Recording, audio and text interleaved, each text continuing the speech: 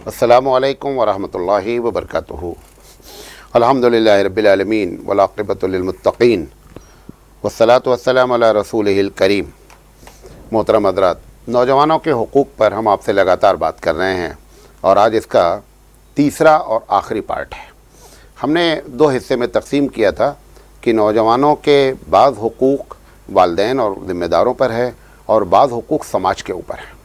तो जो हमको तौफ़ीक है, अल्लाह ने जो तौफ़ीक दी वो मैंने बात किया कि वालिदैन के ऊपर क्या ज़िम्मेदारी है।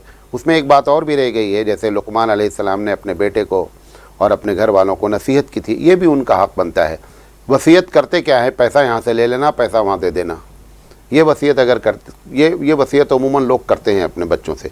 ये वसीयत नहीं समझते हैं कि उनका हक़ ये बताया जाए कि बेटा दीनदारी अख्तियार करना, बेटा नमाज कभी नहीं छोड़ना। ये भी उनका हक़ बनता है कि, और ये भी आपको बता दें मज़े की बात, जो चीज़ें आखिरी वक्त में बात कही जाती हैं वो बच्चे अमल करने के चांसेस 99% होते हैं। अगर मौत से पहले नौजवान को बैठा करके आप बोलें कि बेटा देखो ये है और अब्बा मर गए उसी बीमारी में, तो 99% चांस है कि इस वक्त जो आप बातें कह रहे हैं इस पर वो अमल ज़्यादा करेगा। इसलिए इस्लाम ने, ये दूसरा टॉपिक हो जाएगा, इसलिए इस्लाम ने वसीयत की इतनी अहमियत दी है। लोग इस बात को समझते ही नहीं हैं कि वसीयत की अहमियत की वजह यह है। एक साहब बहुत ज़्यादा सोसाइटी की मदद करते, अचानक इंतकाल हो गया। हालांकि उसके पहले उनके लड़के एकदम इन्वॉल्व नहीं थे। उन्होंने अपने लड़के को वसीयत किया कि देखो मौलाना सिराज साहब से जुड़े रहना हमेशा। अब उसके बाद उनके इंतकाल के बाद वो ऐसा जुड़े हुए हैं कि अब्बा भी उनके आगे फेल हैं।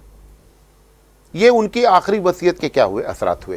लिहाजा जो है ये भी वालिदैन की जिम्मेदारी है। बहरहाल ये पार्ट 2 का हिस्सा था जो आपको मैंने बता दिया। अच्छा, अब हम बात जो करना चाहते हैं पार्ट 3 तीसरे हिस्से में कि नौजवानों के हुकूक़ समाज के ऊपर क्या है। मैं इसमें चंद बातें बयान करता हूँ। अल्लाह ताला से हम दुआ करते हैं कि अल्लाह ताला हमें सही बात कहने की और आपको सही बात समझने की तौफीक अता फरमाए। देखिए, सबसे पहली चीज़ ये है कि समाज के लोग नौजवानों से बहुत ज़्यादा उम्मीदें लगाए हुए हैं और लगाना भी चाहिए। तो उसके लिए बुनियादी चीज़ क्या है कि नौजवान को सही मुआशरा, सही सोसाइटी फराहम की जाए। मैं बहुत से गाँव को जानता हूँ, अपने गाँव को भी जानता हूँ कि समाज में अगर अच्छा समाज आप उनके सामने पैदा करें, खुद ब खुद नस्लें क्या होती हैं, सही हो जाती हैं।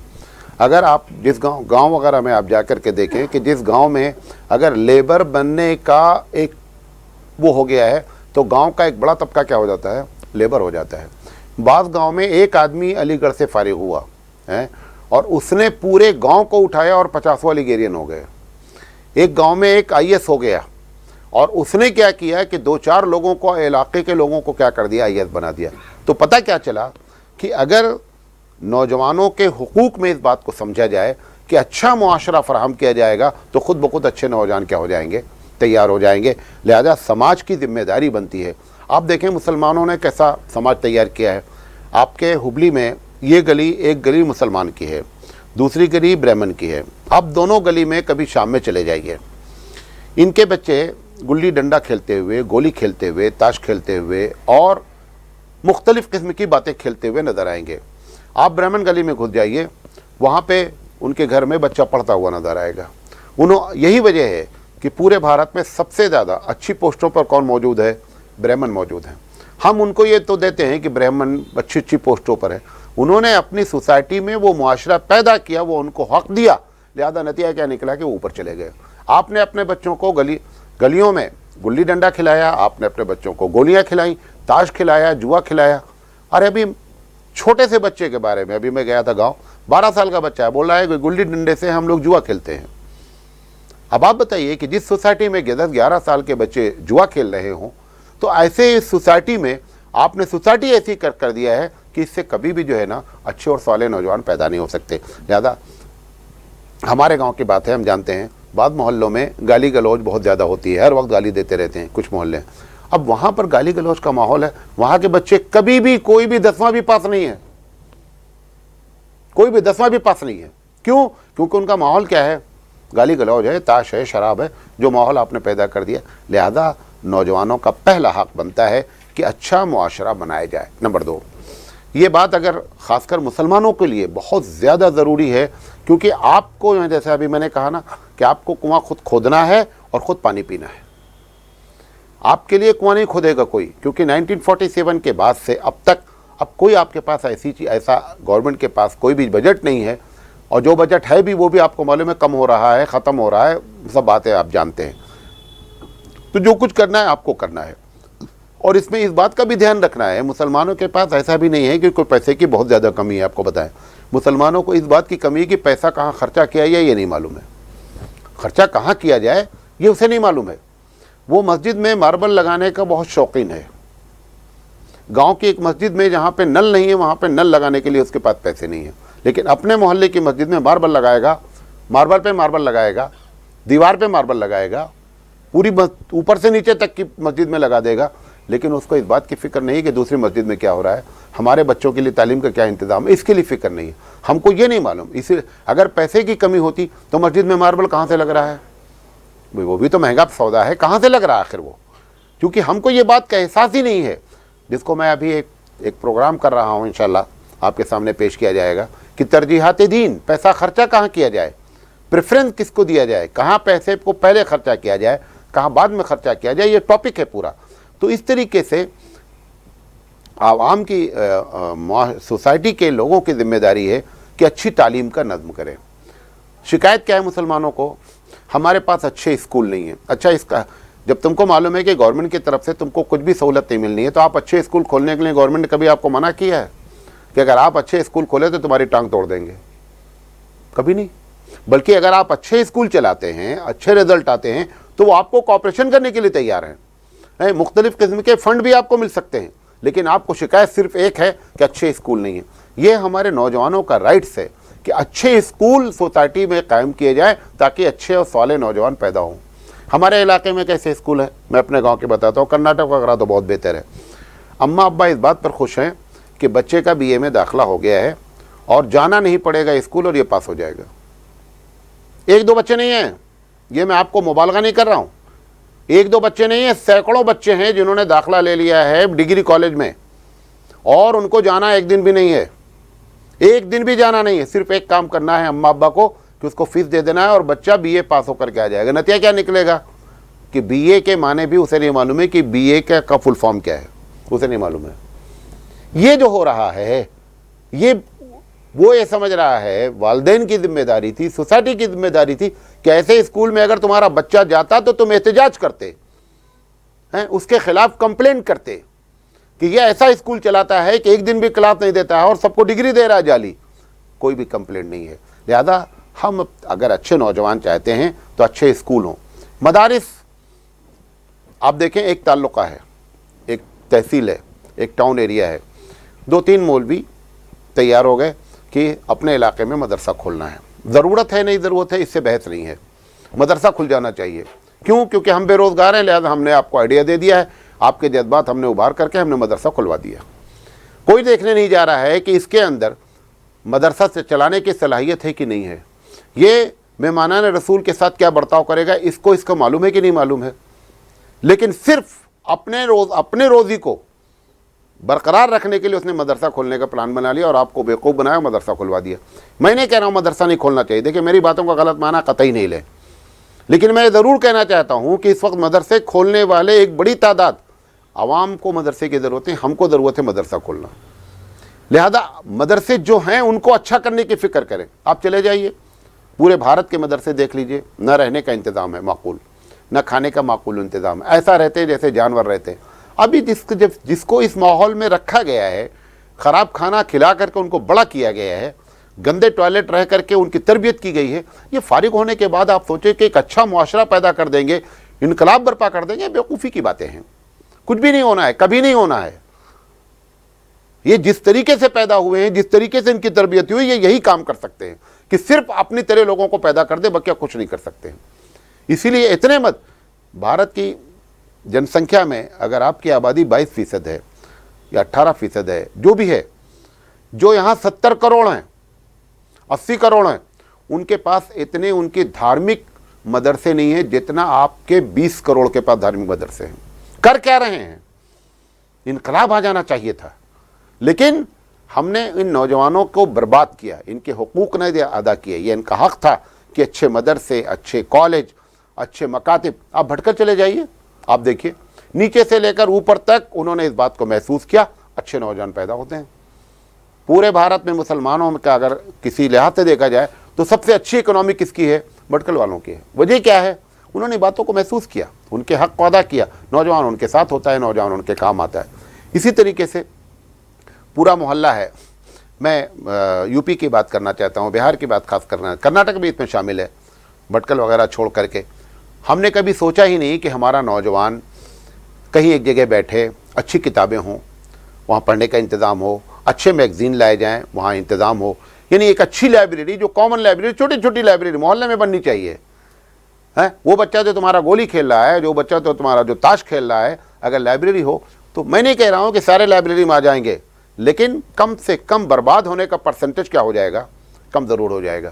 یہ سماج کی ذمہ داری تھی کہ وہ اس قسم کی لائبریریاں کھولتی, اس قسم کے اسکول کھولتی, تب نتیجہ یہ نکلتا کہ ان کا جب حق ادا ہوتا تب وہ اپنا حق پورا کرتے. ان کا حق ادا نہیں ہو رہا ہے, لہذا وہ اپنا حق بھی پورا کرنے کی صلاحیت نہیں رکھتے ہیں. اسی طریقے سے ابھی امتحان ہوتا ہے, مارچ اپریل میں امتحان ہوتا ہے. ہم نے کبھی نہیں سوچا ہے کہ مارچ اپریل میں ہم ڈی جے نہیں بجائیں, کیونکہ ڈی جے اگر بجتا ہے تو بچہ کا جو امتحانی ماحول ہے وہ ماحول خراب ہو جاتا ہے. ہم کو ڈی جے بجانا ہے, ہم کو شادی کرنی ہے, ہم کو اس بات کی فکر نہیں ہے کہ ہنگامہ کیا ہے, یا رشتہ دار والے اس بات کا خیال نہیں کرتے کہ اگر ہم ان دنوں میں شادی رکھیں گے تو ہمارے رشتہ دار جو بچے پڑھ رہے ہیں وہ کیسے شامل ہوں گے, اور اگر شامل ہوں گے تو اپنے تعلیم کا نقصان کریں گے. ان کو اس بات کی چنتا ہی نہیں ہے. ان کو حالانکہ ان کو اس بات کی فکر کرنی چاہیے کہ ہم اپنے بچوں کو امتحانی ماحول کو خراب نہیں کریں. یہ اس کا حق بنتا ہے کہ امتحان کے وقت میں اس کو ڈسٹرب نہیں کیا جائے. اسی طریقے سے اب تو بڑے بڑے ادارے کھلے ہوئے ہیں جو آپ کو مشورہ دیتے ہیں کہ آپ تعلیم کیا حاصل کریں, آپ کو مشورہ دیتے ہیں کہ آپ جاب کہاں سے حاصل کریں.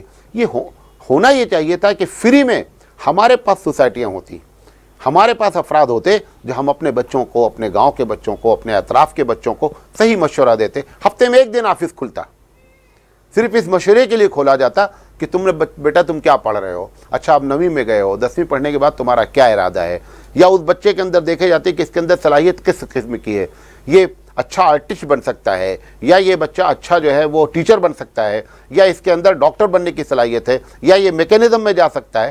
کوئی پتہ ہی نہیں ہم کو. وہ بیچارہ جو پایا, جیسے ہم لوگ پڑھے, کیسے پڑھے, 10ویں کے, 12ویں کے, بی اے کے, ایم اے کے, اور مر گئے, ختم ہو گئی کہانی. کیا کریں گے ایم اے کر کے؟ ایم اے کر کے بیٹھے ہوئے ہیں. دیکھنا چاہیے کہ ایم اے کر کے کیا کرے گا. جو 10ویں کے بعد ہماری لائن کو ہم کو دیکھا جاتا ہے کہ کس لائن میں جا رہا ہے, کس لائن میں اس کی صلاحیت ہے, ادھر موڑا جاتا تو ہم اور زیادہ کامیاب ہوتے. یعنی ہم سے مراد ہم جیسے لوگوں کو بتا رہے ہیں ہم کہ ہزاروں لوگ ایسے ہیں کہ جو بیچارے تعلیم حاصل کر لیے ہیں لیکن ان کو مسلم سوسائٹی میں کوئی گائیڈ کرنے والا نہیں رہا, تو نہ اچھی جاب کر پائے اور نہ اچھی تعلیم حاصل کر پائے. تو اس طریقے سے مسلمانوں کے لیے علاقہ وائز ایک آفس ہونا چاہیے جس میں بیٹھیں, وہ فری میں ان کو مشورہ دیا جائے. وہ تو جو مشورہ دیتے ہیں وہ لاکھوں روپے کماتے ہیں. آپ فری میں بیٹھ کر دیں کہ بھیا یہ کرو, تمہارے اندر یہ صلاحیت ہے, یہ کرو, تمہارے ابا کی اتنی عمر ہو رہی, ریٹائر ہونے والے ہیں, تم اگر یہ کام کرو گے تو 10 سال تم کو لگے گا, تب تک تمہارے ابا ریٹائر ہو جائیں گے تو کیا ہوگا. یہ باتیں سمجھائیں اس کو, یہ ساری باتیں سمجھانے کی. اسی طریقے سے جاب کے معاملے میں کہ کون سی جاب اس وقت کرنا اچھا ہے, کون سی جاب اس علاقے میں زیادہ اچھی چلنے والی ہے. کتنے لوگ ہیں ایک کام کیے اور پورے گاؤں والے اسی کام میں لگ گئے. وہ موٹر سائیکل, ایک بچہ موٹر سائیکل کام سیکھا تو پتہ چلا 20 بچے موٹر سائیکل کا کام سیکھ رہے ہیں. ارے 20 بچے کی وہاں جاب ہے کہ نہیں ہے بھائی؟ کسی کو کار کو سکھلا دو, اگر وہی اس کے اندر صلاحیت ہے تو اس کو کار کا میکینک بنا دو. لیکن نہیں, وہ ایک کیا تو سب اسی لائن میں لگے, کیونکہ صحیح مشورہ دینے والا کوئی نہیں ہے. تو اس کے لیے کوچنگ ہو. اب مثال کے طور پر بچے ہمارے مختلف قسم کے ایگزام ہوتے ہیں, نیٹ ہوتا ہے, جی ہوتا ہے, دنیا بھر کے آئی A S, P C S, دنیا بھر کے ایگزام ہوتے ہیں. کوئی 1-2 تنظیمیں موجود ہیں ہمارے پاس جو وہ بھی زکوٰۃ فنڈ سے چلتی ہیں, خیر وہ ایک الگ ٹاپک ہے. لیکن اتنے بڑے دیش میں ایک طرف آپ بولیں کہ ہماری تعداد 25 کروڑ ہے, 25 کروڑ کے لیے کتنی کوچنگ چاہیے تھی؟ کم سے کم 25,000 تو رکھتے کوچنگ یار. 25,000 کوچنگ رکھو کہ ہر بچہ فری میں پڑھے, اور ان کوچنگوں کو وہ ماربل لگا رہے ہو مسجد میں, وہ پیسہ اٹھا کر کے کوچنگ والوں کو لگاؤ. ماربل نہیں رہے گا تو بھی نماز ہو جائے گی کہ نہیں ہو جائے گی؟ نماز ہو جائے گی. لیکن وہاں پہ پیسہ خرچہ کیا جا رہا ہے. ٹوٹی اگر 50 روپے کی لگ سکتی ہے تو ٹوٹی 500 کی لگائی جا رہی ہے, 500 کی لگتی تھی تو 5000 کی لگائی جا رہی ہے. لیکن جہاں پہ پیسہ خرچہ کر کے اپنی نوجوان نسل کے حقوق کو ادا کرنے کی بات تھی, اس کے لیے ہم تیار نہیں ہیں. لہذا مناسب کوچنگ کے لیے انتظام ہو. اسی طریقے سے گاؤں سے لے کر کے ٹاؤن ایریا سے لے کر کے ہر ایریے میں مسلمانوں کو سوچنا چاہیے جہاں مسلم آبادیاں ہیں خاص کر, یا انسانوں کے لیے کہ تفریح کا اچھا انتظام کیا جائے. آپ دیکھیں, آپ اپنے شہر ہبلی میں دیکھ لیجئے جتنی سوسائٹیاں بنی ہوئی ہیں, جو غیر مسلم کی سوسائٹی ہیں ان کی سوسائٹی میں بہترین قسم کا پارک موجود ہے, اور جو سوسائٹیاں ہماری مسلمانوں کی ہیں وہاں کتے پیشاب کر رہے ہیں, گدھے لوٹتے ہیں. میں روز دیکھتا ہوں میں. اور آخر نتیجہ کیا ہے بھئی؟ آپ دیکھیں یہ سب جو پکنک ہے, یہ جو پارک ہے, ان سے سب سے بندہ فریش ہوتا ہے. یہ اس کا حق بنتا ہے. پڑھا ہے, تھکا ہوا ہے, تھوڑی دیر جا کر کے پارک میں بیٹھے گا, ریلیکس ہوگا, پھر اس کو جو ہے پڑھنے کی زیادہ صلاحیت ہو جائے گی, زیادہ اچھا پڑھ سکتا ہے. لیکن ہم نے اس قسم کا کوئی انتظام نہیں کیا. کھیل کود کا کوئی انتظام نہیں ہمارے پاس. ہم سے بچے کئی مرتبہ ہمارے یہاں گاؤں میں بچے جو ہے کہتے ہیں کہ ہم کو کرکٹ کا سامان دے. جب بچوں نے ہم سے کہا, میں نے ہمیشہ بچوں کو کھیل کا سامان دلایا. حالانکہ میرے بعض لوگ, ارے مولانا ہو کر کے آپ کرکٹ کے دلا رہے ہیں, ان کو پتہ ہی نہیں ہے, ان کو یہ بات کا علم ہی نہیں ہے کہ یہ ہماری ذمہ داری ہے اور ان کا حق ہے. یہ ان کا حق بنتا ہے. ان کو کھیلنے کے لیے کچھ چاہیے. نہیں کھلاؤ گے کیا کریں گے؟ بلو فلم دیکھیں گے, یہاں اپنی پکنک نکالیں گے, یہاں ان کی ذہن صاف ہوگا, بیٹھیں گے, جسمانی لحاظ سے ان کی تربیت ہوگی. اللہ کے رسول صلی اللہ علیہ وسلم تیراکی کا انتظام کرتے تھے, تیر اندازی کا انتظام کرتے تھے. کیوں کرتے تھے؟ تاکہ ان بچوں کی صحیح تربیت ہو.